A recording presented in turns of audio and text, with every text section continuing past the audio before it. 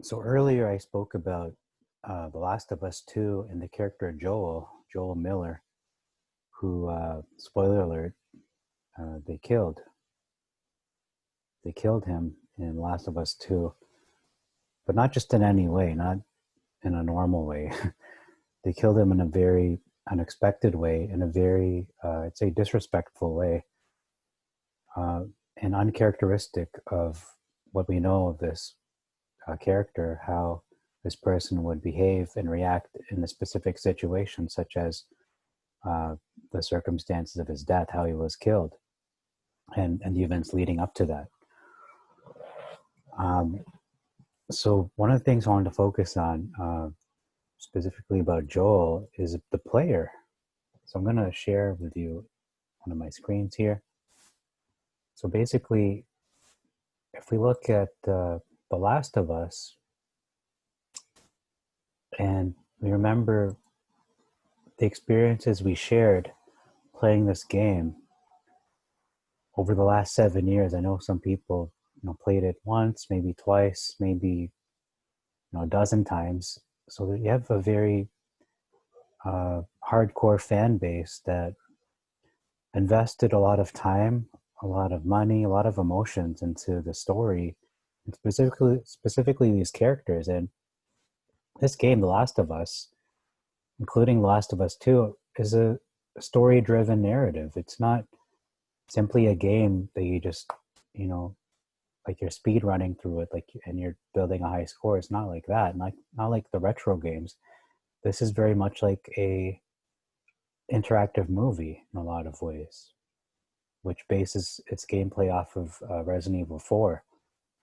And so if you're going to just, disregard the narrative completely, is to do the game a disservice. And basically you're telling the audience that they're stupid for for thinking it's important, that story should be important, that it should matter, and the way characters are being portrayed matters. The way, not only how they're portrayed, but how they should remain consistent matters. It does matter.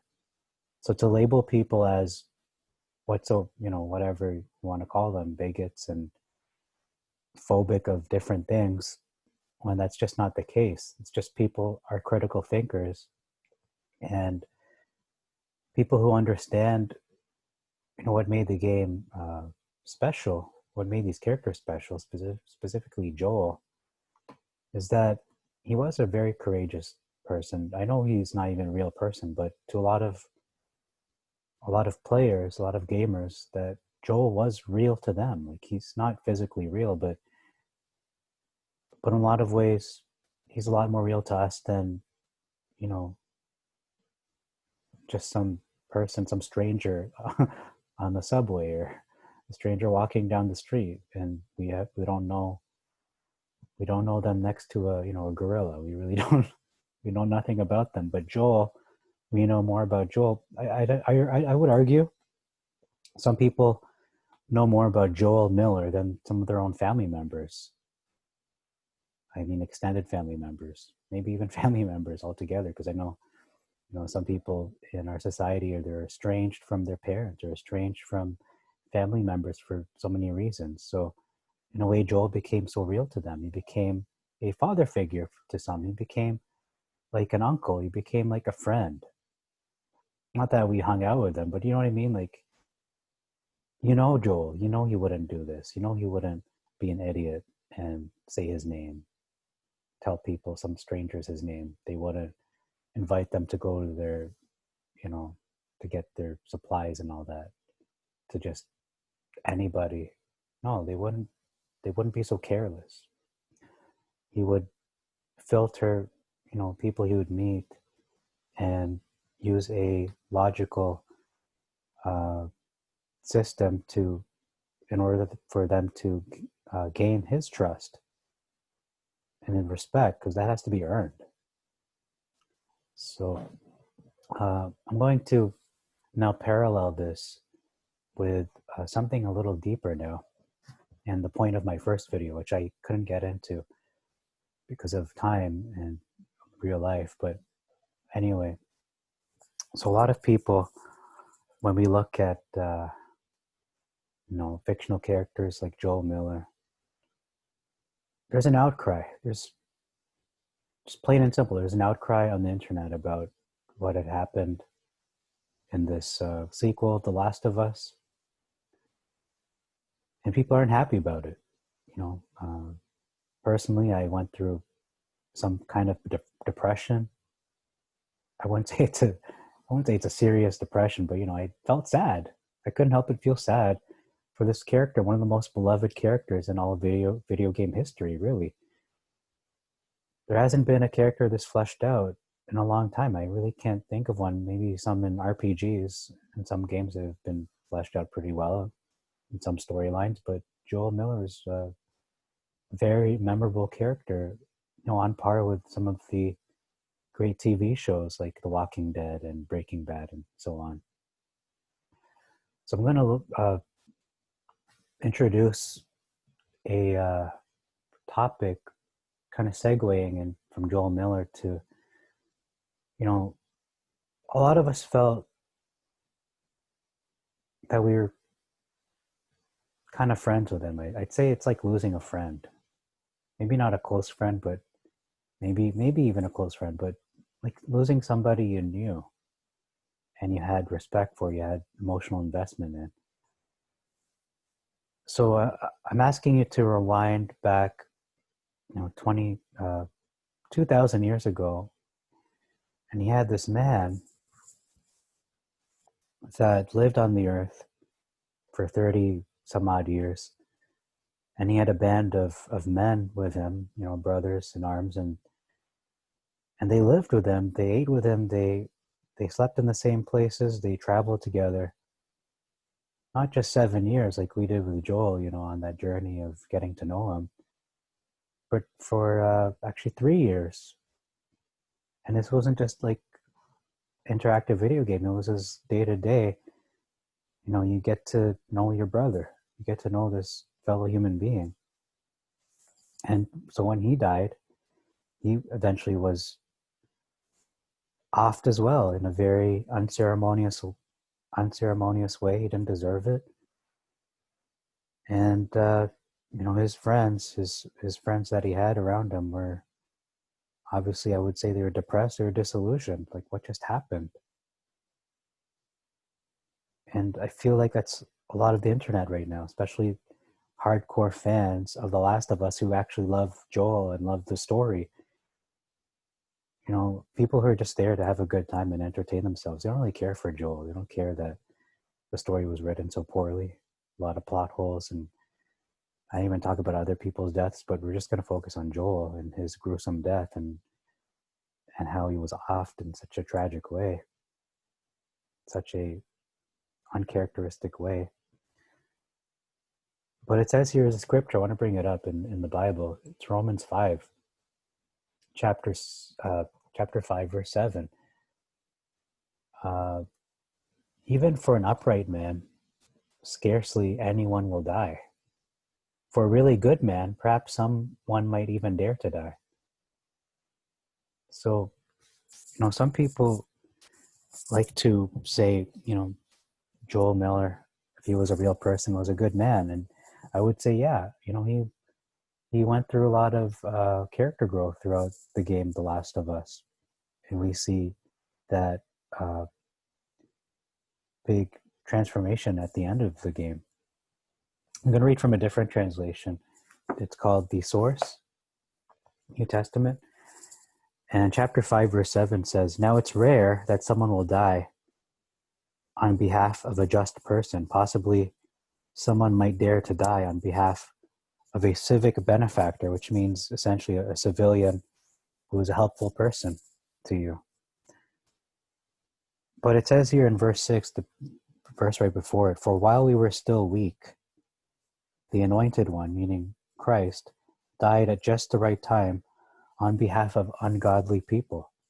And then verse 8 says, "But God offers his own love to us because the Anointed One died for us while we were still sinners. All the more then, since we have now been made right with God by Jesus' blood," or Yahushua, we will be saved from God's anger through Jesus. So while we were still enemies with God, we were restored to friendship with God through the death of his Son. All the more then, now that we are restored to friendship with God, we will be saved by his Son's life.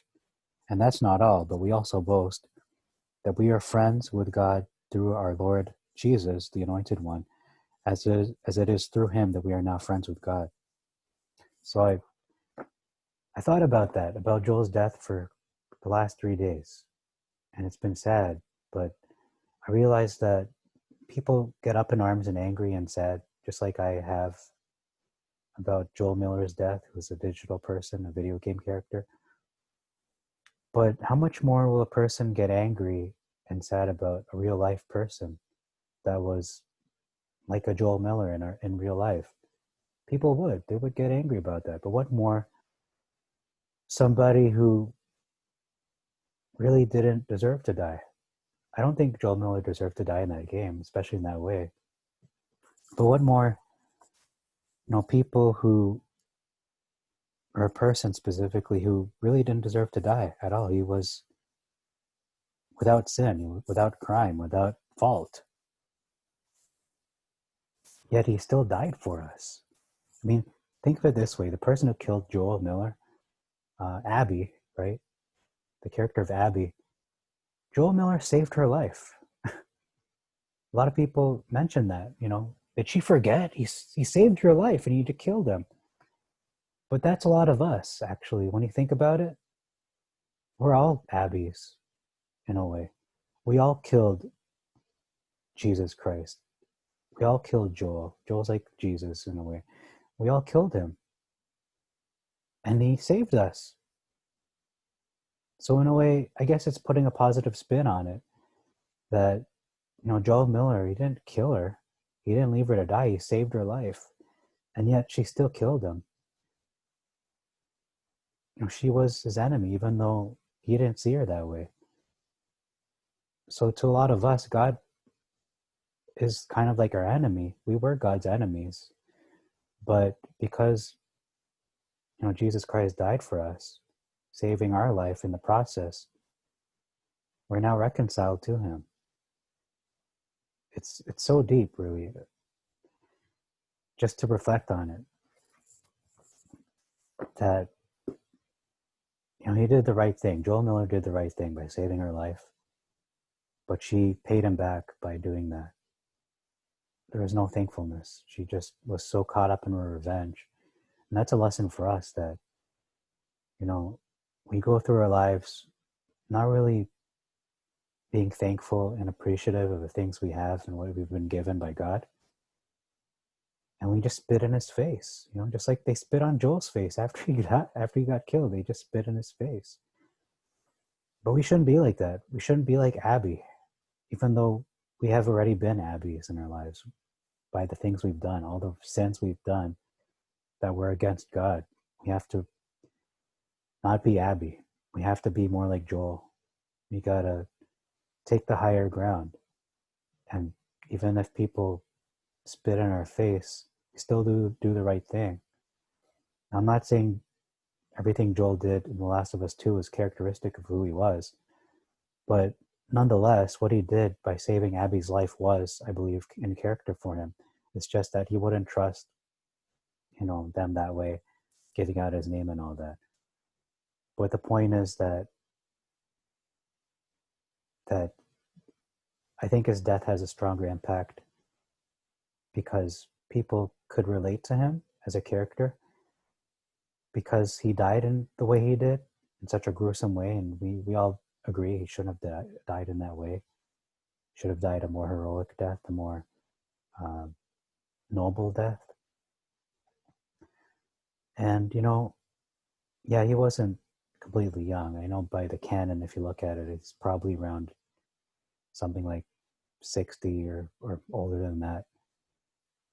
But to a lot of us, because we only discovered about him, we only learned about him 2013, and he ended up dying, 7 years later, he's still relatively young and fresh in our minds. So it's a lot to think about,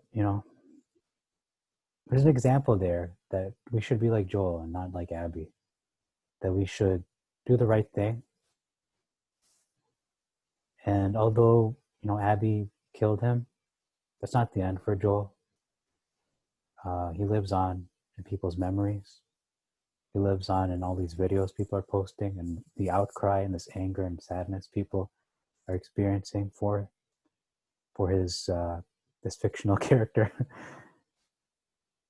But there's a lot of lessons that will live on, and we have to, continue on and live our lives, because in a lot of ways, The Last of Us is real to a lot of people in our society. That we are kind of in a pre-apocalyptic, maybe even post-apocalyptic environment right now. We have a virus going on. There's riots. It just gets worse every day, every week, every month. It's so unpredictable what the next thing would be. So it's better to be Joel, to live like he did in The Last of Us Part 1. And should we die like in Last of Us Part 2, so be it, but do your best and just take the higher road. Abby, she lived off revenge. That was what drove her, and that's the wrong path to take. So I'm not really sure what I'm trying to zero in on. I was trying to say that a lot of people get mad. A lot of people might even die for a man that's helpful. For example, Joel Miller. But one more, Jesus Christ, who was perfect. Right? How much more great is that death? Because he was actually real. And it just doesn't hit hard. I don't think it hits hard. For some reason, it doesn't hit as hard. The death of Jesus Christ. I mean, when we think of the death of Joel Miller, it hits people really hard. That's why I did this video. That's why I'm doing this video. Because it's affecting a lot of people. It affected me. He's not even a real person, but it affected me. I'm mad about it. I'm sad about it. It's because I invested a lot of time with him in that video game. I got to know him emotionally. I got to see his character growth. And what I was trying to say earlier is that the disciples did the same thing. I'm not saying they played a video game with him, but they had a relationship with that man for 3 years. They got to learn about who he was. They were emotionally invested into him and his ministry and him as a friend and as a man, as a brother. And then he dies in that way. Such an embarrassing way. Crucified. He was even stoned. Some speculate. He was flogged. He was scourged, like spit on, punched on. Horrible. The most humiliating, painful death you could really imagine. And it was long and agonizing. It wasn't like a quick death. It was over many hours. And he was sleepless too. He didn't really sleep the night before. I think he was going without sleep. He was doing an all-nighter and yet being tortured. And he didn't deserve it. So it hits much harder if you're a disciple, if you're a friend of that man. We only know him through books, through movies and things like that, how people depict him. So I'm saying this death of Joel should really teach us something about ourselves and about just what the price is for our lives and what the heavy price that God paid when he sacrificed his own son. I mean, it's hard enough for someone to die. I mean, like a parent, like a brother, like a friend. But they say on the scale of grieving, the worst thing that could happen is the death of your child.